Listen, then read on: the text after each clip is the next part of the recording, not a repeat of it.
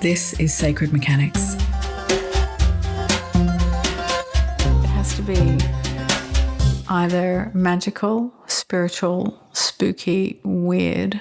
All right. Let's talk about how Leila got glandular fever from that mirror that you got from the op shop, and I told you guys the whole time it was from the mirror, and no one believed or listened to me until you got a reading. Okay, tell me about that. Where do you want to start? You guys got a mirror from the op shop, and Leila got sick, and I told everyone it was from the mirror, and no one listened to me. Right, but the cats knew, didn't they? Because they were sleeping in front of the mirror for weeks. Yes, they did.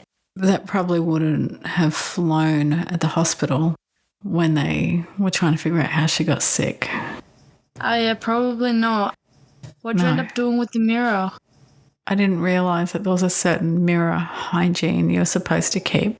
And I've since learned my lesson. They have to be covered, and absolutely don't buy secondhand mirrors. Never, ever. And then don't put them in your children's bedroom. So how did that reading go? What was that conversation like? She got nearly everything wrong so far. What do you mean? It wasn't a good reading. First of all, she told me that Adam would win a Boys Town prize home and that we'd move into our new home by July. Never happened. That's a downer. Okay. I don't know. Nothing ever came to pass. I think she was just winging it, like she just didn't tune in. And I just was very patient and let her do her thing, but I didn't feel secure in the idea that she tuned in when I left. Are you not able to give readings to yourself? No. Tell me about that. Well, that's actually a question of knowing what that certain voice sounds like. The one that knows, your higher self knows. But then there's your ego and your lower mind chattering away the whole time. And it takes a lot of practice and clarity to know which voice is talking. So what's your lower mind? Well, just your ego. It's just the normal chatter of your mind. You know, it's ground level stuff. It's also your subconscious and things you believe. You don't even know why you believe them. Things you know, you don't even know how you know them because it's buried deep in your memory, or it's been very subtle in how you picked up the information. So it's just there. It may not be yours. So the skill rests in being able to tell the different voices, and that's where most of the practice has different? To be. Yeah. Like, does one have an accent? No. Mine just sounds like me, but there's one that's like super calm and fairly clear, and you don't ask for it. It just talks to you whenever it feels like it. It doesn't sort of necessarily answer you on command. It'll answer you in its good time as it wishes. Tell me about dreams and how they correlate with spirituality and your higher self, if you will.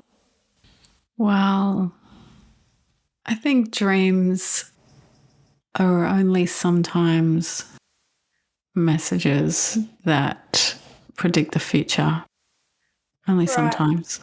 And other times I think you really do go somewhere, like you full astral traveling, doing something. And then other dreams are like all the events in your subconscious sort of having a party. And, and they don't mean anything. They're just ridiculous. I think there's a combination. What do you think? I don't know. I think a lot of dreams can be intuition. Like they tell the future. Yeah, or like if there's something going on that, you know, you can't really think about. Like you've been thinking about but you're not sure of. And maybe like a dream will just confirm it. Like to make a decision, or that you know something.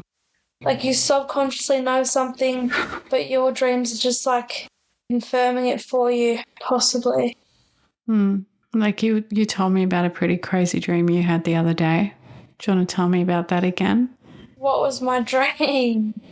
You have a lot of dreams that you tell me about. What was my dream I told you the other day? Well, you're often getting chased. Who was chasing me? Oh, you never say.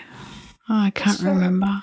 There might have been remember- like a Daisy Fitzgerald's friend moment. Do you remember when I got in my dream? I got like I was in like this weird forest, and then these horses just started running past me, No. and there was like, oh, that was a big dream. That was really scary.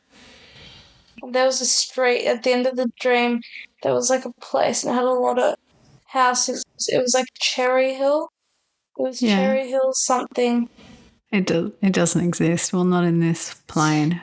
It exists somewhere and you've been there. Have you ever been in a dream where you're in a city or a place and you know the place? Like, oh, I'm back here again. And it's a place you go back to. Like, that's weird. Yes. Like, my dreams have connections. Like, it could be a dream I had from 2 years ago, and there's like a part 2 to it. Yeah. Like, years later. Yeah. And you're like, oh, I'm back here again. Yeah. Do you know that, like, scientifically there's still no, like, actual reasoning on why we dream? Well, I'm not surprised.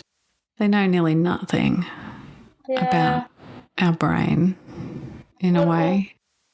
In a real way? No, but do you think, like, all animals dream? Or only, like, what kind of animals? All of them? Like, do you reckon, like, rats are going lying around having dreams?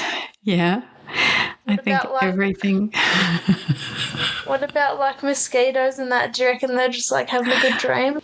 Yeah. Oh. There is a theory, though, that they're part of a collective consciousness. We're all conscious, right? And there is also a concept that we pull our dreams from another plane or the field and we pull it in. So what if all creatures do that? And that if I'm having a dream and Frankie's in my dream, is she dreaming the same dream? That's insane. I don't even like that at all. But I've seen two brothers asleep sharing a dream. They were talking to each other in their sleep and they woke up and they remembered the dream the same.